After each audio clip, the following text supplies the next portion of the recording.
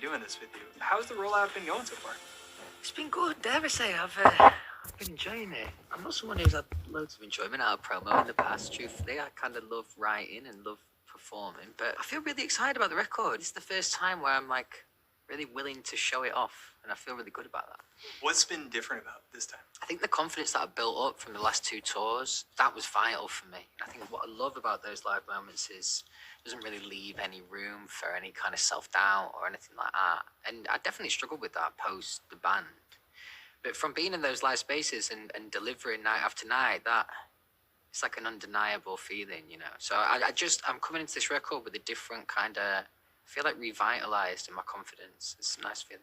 I was going to ask about that kind of confidence, which I can hear on the record. Thank you. After promoting Faith in the Future, did you just kind of harness that energy and that confidence and get right back into it and just the ideas start flowing? Like, how did the touring inform that studio time, just in terms of like the confidence of it? To write this kind of record, I feel like to write the record that I deserve to make, I feel like I had to come from a more confident point of view. I've definitely been hard on myself in the past, and that affects the creation as well. So it was towards the end of the Faith of the Future tour, we started doing a bit of writing, like residential camps. What was really nice about that is because I knew that I wasn't in any rush to make the record, and this is like 2 years ago now, I had the opportunity to be able to make mistakes. And creatively, that's a really good thing. You know, you're trying to find the edge and where that lives. And also, I didn't want to imagine being on tour. And even reflecting 3 months after tour,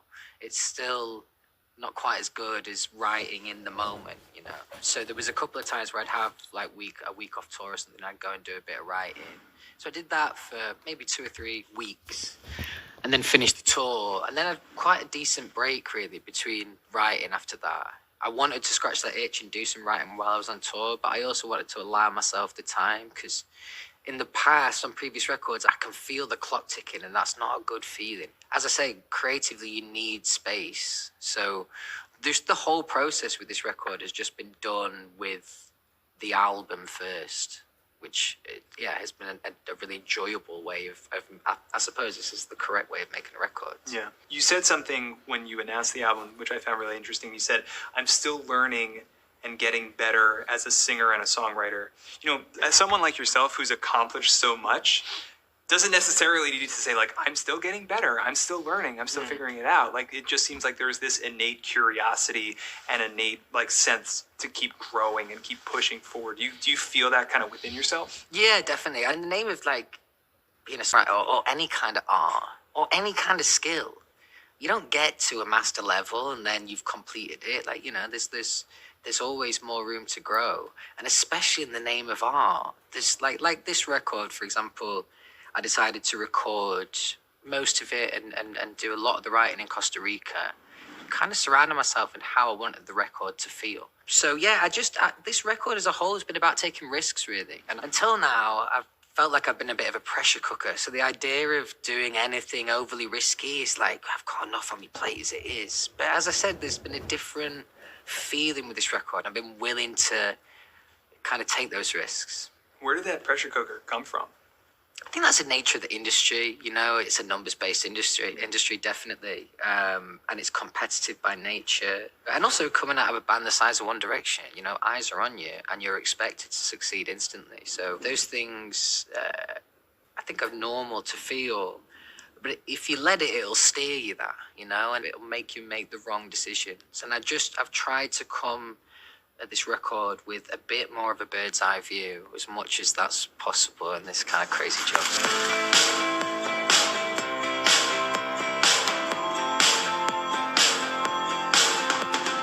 There's this trend in pop over the past couple of years. You see a lot of artists succeeding after years of putting in the work. Yeah. You think of someone like Charlie XCX, Sabrina Carpenter, Teddy Swims. Like, you have these artists who are breaking through after years of hard work and just kind of, you know, putting pedal to the metal and trying to figure it out. You're about to play to your biggest solo audiences 10 years into your solo career. Is there more of an appreciation now than there would have been 5-10 years ago? Do you feel like you're more ready to meet this moment that's coming up? I think a combination of things. I think like it's the right kind of time for me to make this record and come from this place of confidence. And as things are building, like professionally, they've almost kind of met in the middle. I also think, you know, all of those examples you just gave, and none of those are by coincidence, by mistake, you know. So I think when the industry is this more competitive than it's ever been, staying power is a really important thing. So it's always been on my mind, you know, to not be someone who kind of fizzles out. I'm always trying to think long term. But part of it also is lucky coincidence, is the fact that I'm feeling really good right now, and, you know, the business is doing better than it has previously. I mean, those two are probably connected.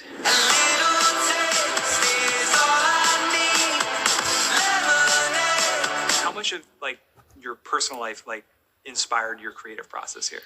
I'm not really very good at faking it, to be honest. So like I mentioned before, you know, there was a time in my life where things were a little bit more challenging, let's just say that. And that's frustrating as a writer in a very crass way. Because if you're an autobiographical writer and maybe you're not, you know, feeling incredible, then you're not going to write joyous, happy songs. That's just the reality. So I think, you know, I'm lucky that I'm definitely in a much more positive place, and I think that comes across in the record. But I kind of had to wait for those feelings instead of just writing them and acting them. I'm not really that kind of singer.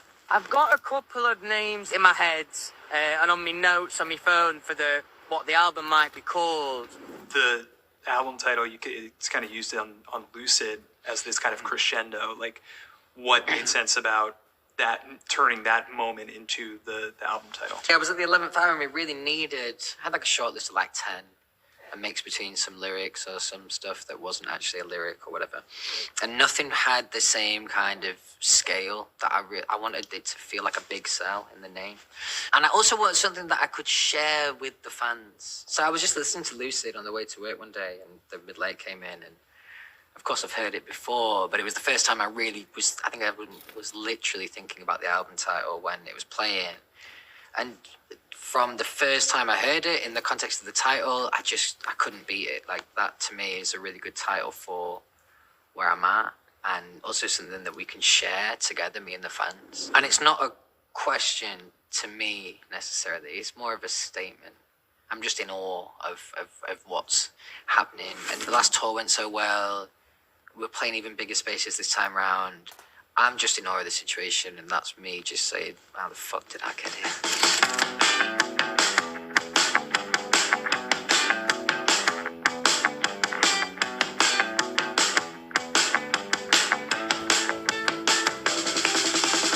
You know, it's been 15 years since your guys' X Factor run, which is wild.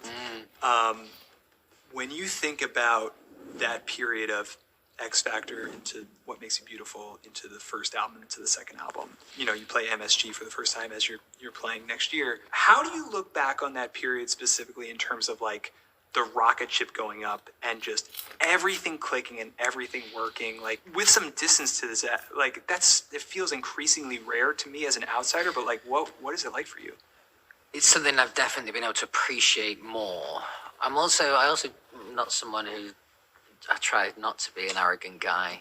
So when I was in the band, I wasn't too confident talking about how great we were, but now I'm not. I'm more than happy to shout about that. But there was an element for that first 2 years where you were kind of just holding on for dear life, and not in a bad way, in an utterly exciting way. And things were changing so fast.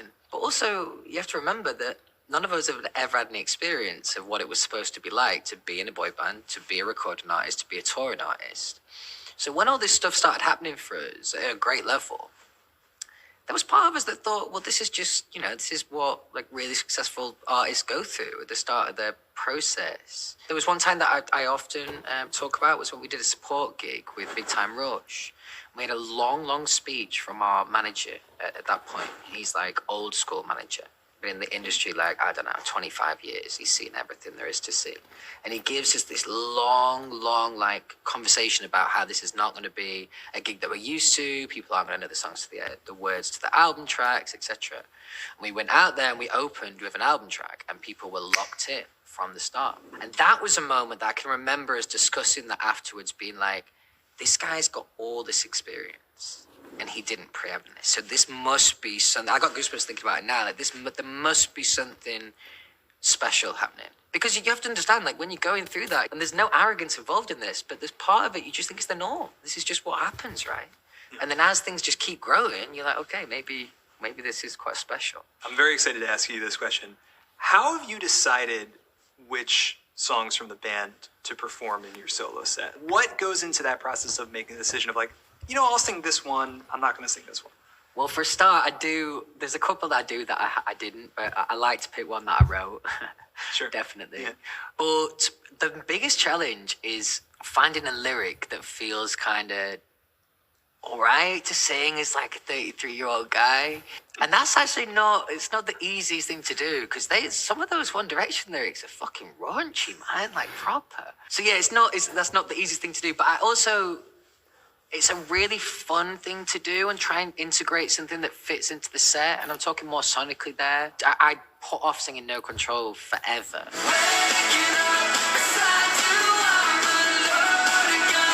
We get everything we want, right, with social media. Like, you ask for it, just fucking, like, and there's something kind of so beautiful about the fact that everyone was always asking for it and I never did it. But I did buckle during my Away From Home festival, and actually, I really enjoyed it. I've not sang that song for a long time. And that was a big moment for me in the band, actually, that song. So it was a nice thing to celebrate the fans, for sure. I mean, it was a huge moment. Yeah. Yeah. Did people lose their minds the first time you sang it again? Yeah, I think I introduced it by saying something on the lines of, I'm never going to fucking do this again, so enjoy it. So they had to enjoy it. But no, they were singing really loud, man. It was, I instantly felt good about doing it. 'Cause even right before, I was thinking, is this a good idea, doing No Control? But no, it felt great to do it for the fans. I felt their love from it. When you started your solo career, I'm sure you had some perception of, you know, support from directioners. And what has it been like, that perception when you started versus the reality of seeing the fans and seeing them not only remain for years and years, but grow? Yeah, well, I mean, it's pretty unheard of how relentless and how loyal they've been for such a long period of time. You know, it was in the back of my mind that One Direction was the size that it was, and that would mean something for me, right? Yeah. I had no idea. Just I've said before, when I picture my fan base, it's like one entity. But yeah, what's really beautiful is I think, you know, we've shared some pretty formative years together at this point, you know, and we really have, it's a cliche, but we really have grown up together. And there's something really, really powerful about that. You know, every artist speaks about their fan base with superiority, but there's just such a deep emotional bond. And like I said, you know, you go through those experiences at such a young age. It's something I really cherish, and I feel very, very lucky to have. And I think the fact that they're still around is a testament to them, but it's also a testament to our relationship collectively. To me, no other pop group in, you know, the modern era has had as much individual success as all of you guys. Mm-hmm. And I'm curious what it's been like to experience that from your perspective when you see something like, oh, Harry wins Album of the Year at the Grammys. Oh, Niall's on The Voice for another season. What has it been like to look around and see that? So I'm glad you asked that question, actually, because I always knew how he was going to go on to do what he's done. I mean, I'm sure he's superseded his own expectations in the way that he's taken over the world, but we all will have known that deep down. Like, definitely, he's got everything that it takes to be a great artist. Niall, I had a good feeling about too. He's Irish, he's lovely, you know, everyone loves him. So of course he's on The Voice, that makes a lot of sense. And very, very happy for him, you know. He also tours at an immense level and has had some great albums, etc. But I was obviously very aware of, previously, there might be one or two people from a band that kind of prosper. But history says there's not normally often more than two, really. And that was really fucking scary, because I was never going to put myself in that group of two, ever. I was never thinking, oh, I'll be in that group that succeeds. So that's another reason why I feel so thankful, because there's been a million times where, even just reflecting on what's gone before, I'm like, well, it can't possibly work for me on the level that it has. But it has. So it's also a testament to One Direction and the fact that you've got different personality types, you've got people that like different types of music. And that sounds chaotic to put people like that in a band, but somehow we made it work. But I think that's what makes it interesting now, post One Direction, is we all have something to say. You know, we all have our own loves musically. And luckily, they're quite different to each other. So it's not like, you know, truly competitive or anything like that. So yeah, it's kind of crazy thing to reflect on. But another thing that just makes me feel really, really grateful. Really grateful.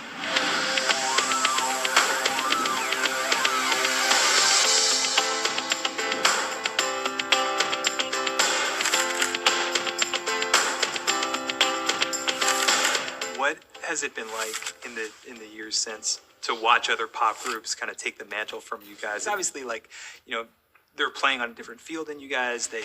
There have been different bands who have had different types of success than you guys. But like, are you paying attention to that stuff? It's not something I paid like loads of attention to, but there was a time where like BTS, they just like got to their peak. I know they're still there, but when they were on the way up, and I felt like every time I logged into Twitter, they just take one of our, like, we've got, you know, like some record for something fastest selling thing, and they taking it. And I just felt like every week I was going, I was just seeing a new thing taken away from BTS. When I was reading that was probably about 6-7 years ago now. It did make me a little, it was just a bit of a shame, you know. It's like, oh, we had all these things, but I don't begrudge them that. It's not something that I'm listening to all the time, obviously. But no, I think that's the nature of the music industry. It keeps moving, you know. But I still don't think there's been anything similar, really, to One Direction. I'm sure people are trying, but I just think what was really interesting about One Direction is pretty much every boy band that had come before us would fit into quite a specific mold. There was a way of doing boy bands back in the day, you know, dressing all in the same outfits, dancing, etc. We kind of broke free from that mold, and I think that was an important thing in pop, you know, for us to actually have a personality and not just be yes people. So yeah, that's something I'm really proud of. It's interesting because, like, you know, you guys have talked over the years how there's no handbook for being a boy band. There kind of was in the 90s. It seemed like there was, because everyone was fucking doing the same thing. You have to dress this way. Yeah. You have to sound like this. Yeah. You have to dance this way. What resource would have helped you in terms of like those early days? Like, is there something that, like, if there was a playbook, there is a playbook now. I think this is maybe just starting to happen. But I find it really interesting that sports psychology coaches are prevalent now throughout sport. They're a vital part of sport. It'd be interesting to see something similar in the music industry, and especially people like us at young ages that were dealing with a lot of pressure at a young age, but also to perform at a really good level. Because often those kind of psychologists will be performance-based.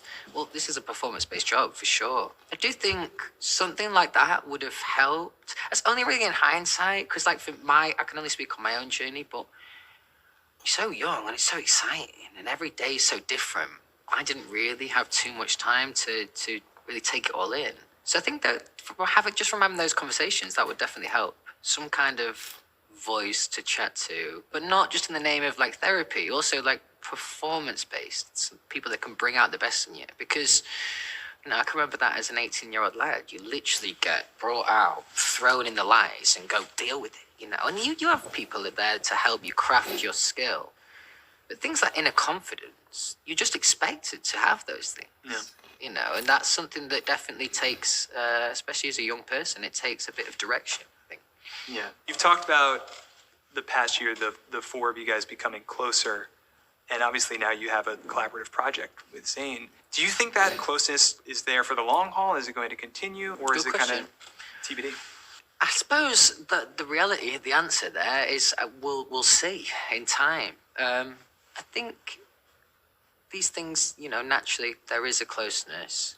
But I think what's tough with all of us really is we're all so busy. And I think like it definitely feels closer than it was. But I suppose it also depends like person to person. Like Niall, and hopefully he'd say the same about me. Like we could like not exchange a text in a whole year and then go for a beer and literally be chatting non-stop. So it kind of depends on the situation, the circumstance.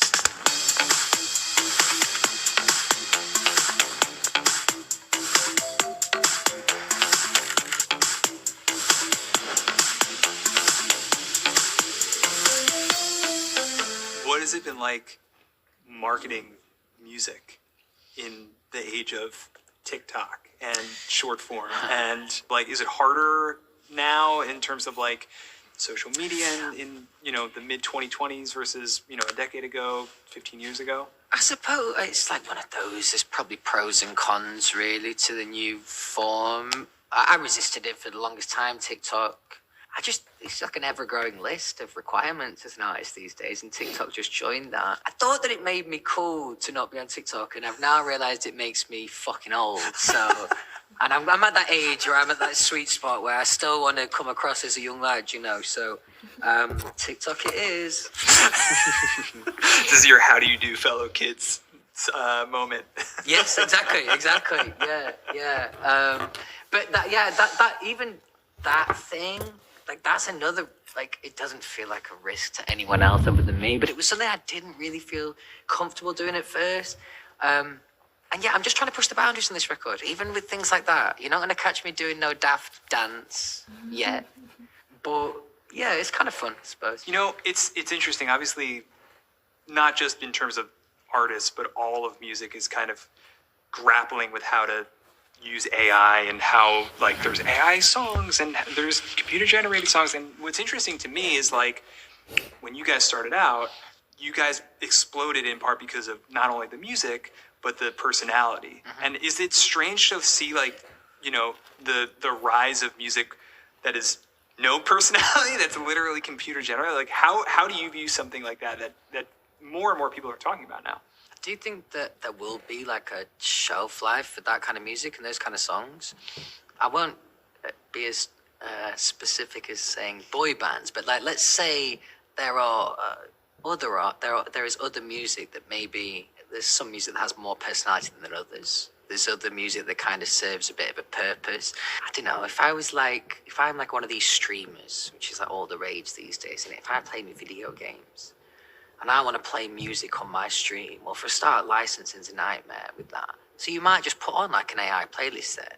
It's really just background music. So I do think there will be like use cases that aren't like really like provocative and really trying to piss people off. Because it's a little bit like, at the moment, things like ChatGPT, not everyone uses that on the regular. Because a lot of people aren't necessarily sure what to do with it. There's so much choice there. And I think with AI in general, at least in its current form, and who knows what the future holds, but human input is still incredibly necessary. So who knows what we're going into? I sit in this weird halfway house where I am all authenticity, always, but I'm kind of into technology. So like, it's a difficult conundrum. But I do think there will be use cases that hopefully don't disrupt the industry too much. Yeah. I really struggle with the question of, you know, what is its relevance and importance in music? Again, authenticity, I'm a big believer in. But like in terms of like everyday like brainstorming, like I use it all the time. Like it's really important tool for me. So I think if you use it correctly. Tell me about the tour. Tell me about you're playing arenas. Yeah. What does that mean to you? What does that represent to be playing these stages? It's a reflection of where I've come from. And things like playing Madison Square Garden. Never in a million fucking years did I think I'd be playing that on my own. So it forces me to give myself a bit more credit too. Like, you know, if I've already exceeded my expectations, you know, who knows what I'll be feeling like by the end of that tour. This album comes out the same month of your son Freddie's 10th birthday, which is wild. What has it been like growing and evolving as a person, as a creator, as a father, and kind of, you know, playing him music and having him grow up and watch you perform as a solo artist? What has that been like? It's something I've really struggled with, truthfully, because when I'm with Freddie, if there was a way to ethically hide that I was a singer and that I was doing all of this, I probably would. There was a point in his life where he started becoming a bit more aware that, you know, people would occasionally like stop me in the street. Now I've got a blanket rule that when I'm with Freddie, I don't do any pictures or anything, because my time, I don't get enough time with him as it is, so I cherish those moments. And the first couple of times I would say to people, no, sorry, I'm not going to do it. And then I had to have this conversation with him and be like, you know, I didn't use this word, but basically I wanted to say, Dad's not an arsehole. Like, I'm not a dickhead. The reason I'm saying these things is because I cherish my time with you, and, you know, these people know me because I was in this band, and these are conversations that I am still struggling to get my head around. So having those conversations with a 9 or 10-year-old, especially in the realms of fame, they are challenging. Now, I'm always really excited to play in my music, but the two come in tandem. He knows that people that make music, a lot of them are famous. So it's something that he comes to the shows, right? And that's a real look behind the curtain for him. But it's always something that I am really, really fiercely trying to protect him from. Occasionally I'll brag. It's like he loves palaces.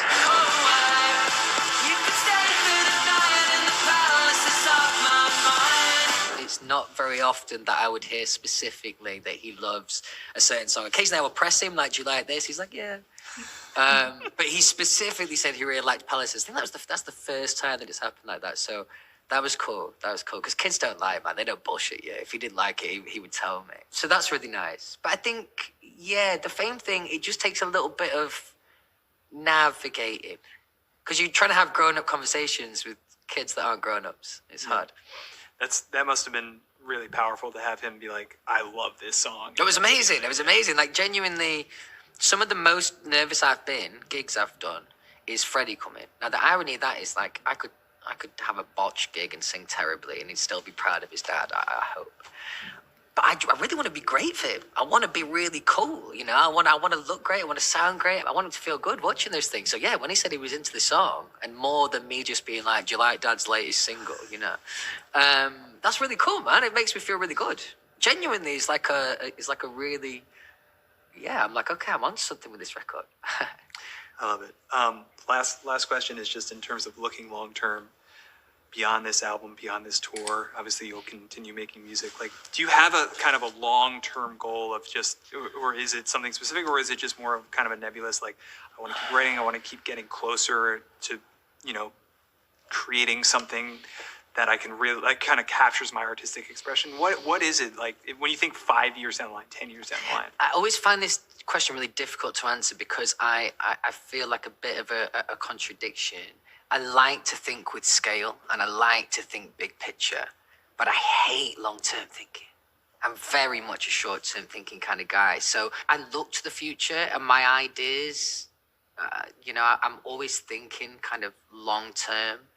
But in a literal sense, in my job, things change so quickly. And you have to kind of be able to react to these things. It's not something I spend too much time trying to craft. Because I could do that right now and be like, okay, what does the next 3 years look like? I guarantee I might be able to make 6 months of that work. But in reality, things just change too often. Even the fact that, you know, my son lives in LA, it's a lot of traveling. Life's just unpredictable. So I'm also, yeah, I'm kind of just holding on for the ride, see where it takes me.